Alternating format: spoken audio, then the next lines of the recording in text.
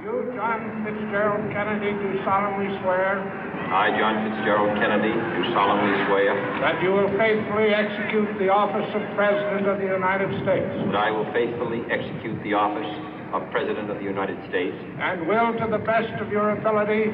And will, to the best of my ability. Preserve, protect, and defend the Constitution of the United States. Preserve, protect, and defend the Constitution of the United States. So help you God.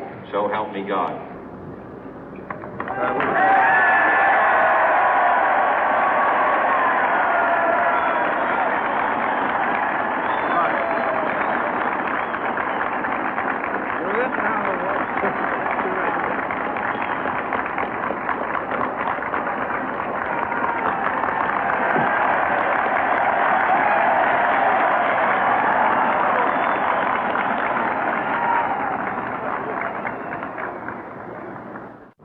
Vice President Johnson, Mr. Speaker, Mr. Chief Justice, President Eisenhower, Vice President Nixon, President Truman, Reverend clergy, fellow citizens. We observe today not a victory of party, but a celebration of freedom, symbolizing an end as well as a beginning, signifying renewal as well as change. For I have sworn before you and Almighty God the same solemn oath our forebears prescribed nearly a century and 3/4 ago. The world is very different now, for man holds in his mortal hands the power to abolish all forms of human poverty and all forms of human life. And yet the same revolutionary beliefs for which our forebears fought are still at issue around the globe. The belief that the rights of man come not from the generosity of the state, but from the hand of God. We dare not forget today that we are the heirs of that first revolution. Let the word go forth from this time and place to friend and foe alike that the torch has been passed to a new generation of Americans born in this century, tempered by war, disciplined by a hard and bitter peace, proud of our ancient heritage, and unwilling to witness or permit the slow undoing of those human rights to which this nation has always been committed and to which we are committed today at home and around the world.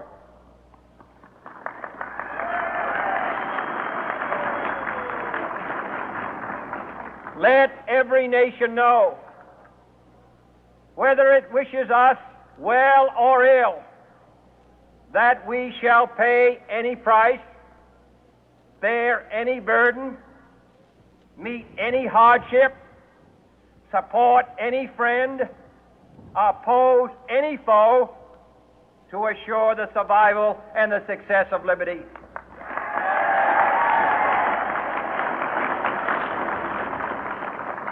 This much we pledge and more. To those old allies whose cultural and spiritual origins we share, we pledge the loyalty of faithful friends. United, there is little we cannot do in a host of cooperative ventures. Divided, there is little we can do, for we dare not meet a powerful challenge at odds and split asunder. To those new states whom we welcome to the ranks of the free, we pledge our word that one form of colonial control shall not have passed away, merely to be replaced by a far more iron tyranny. We shall not always expect to find them supporting our view, but we shall always hope to find them strongly supporting their own freedom, and to remember that in the past, those who foolishly sought power by riding the back of the tiger ended up inside.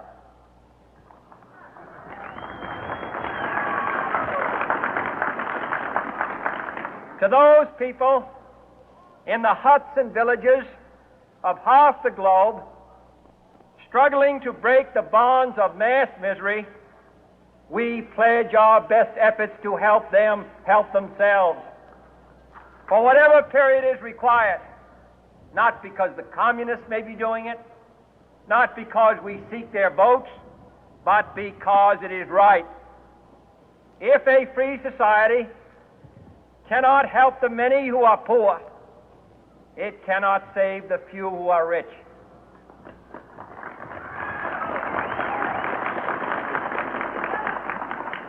To our sister republics south of our border, we offer a special pledge to convert our good words into good deeds, in a new alliance for progress, to assist free men and free governments in casting off the chains of poverty.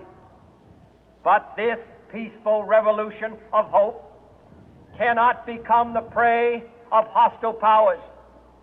Let all our neighbors know that we shall join with them to oppose aggression or subversion anywhere in the Americas.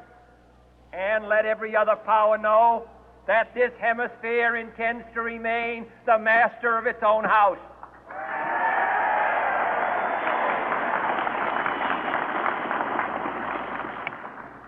To that World Assembly of Sovereign States, the United Nations, our last best hope, in an age where the instruments of war have far outpaced the instruments of peace, we renew our pledge of support to prevent it from becoming merely a forum for invective, to strengthen its shield of the new and the weak, and to enlarge the area in which its writ may run.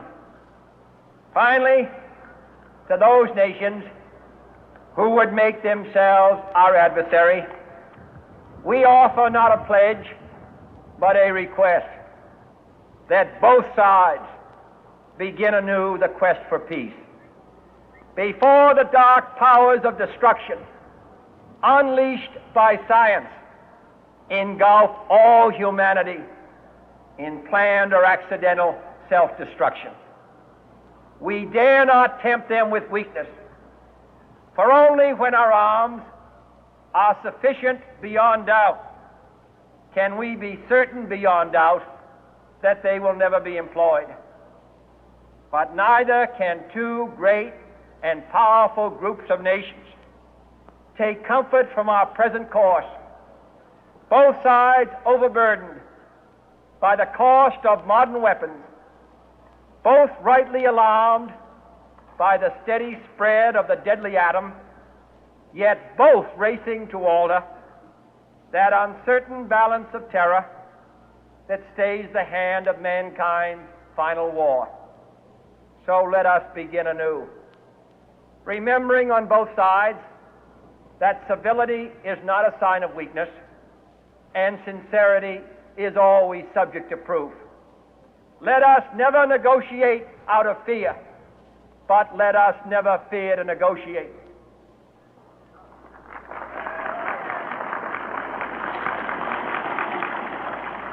Let both sides explore what problems unite us, instead of belaboring those problems which divide us.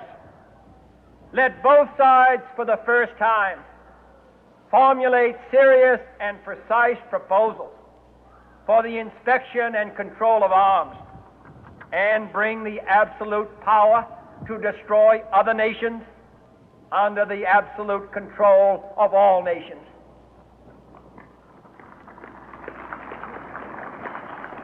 Let both sides seek to invoke the wonders of science instead of its terrors.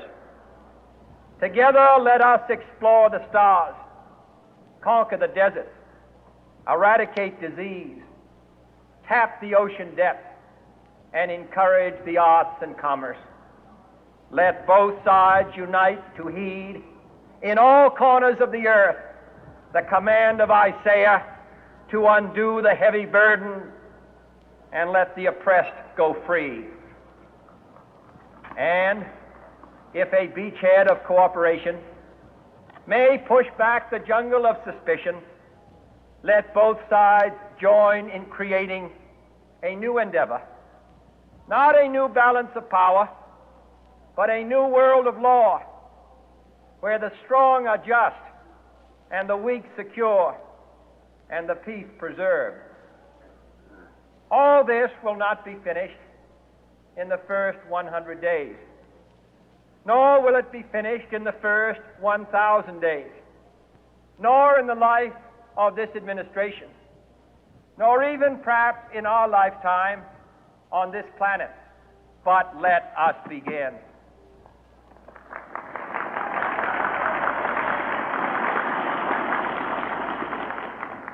In your hands, my fellow citizens, more than mine, will rest the final success or failure of our course. Since this country was founded, each generation of Americans has been summoned to give testimony to its national loyalty.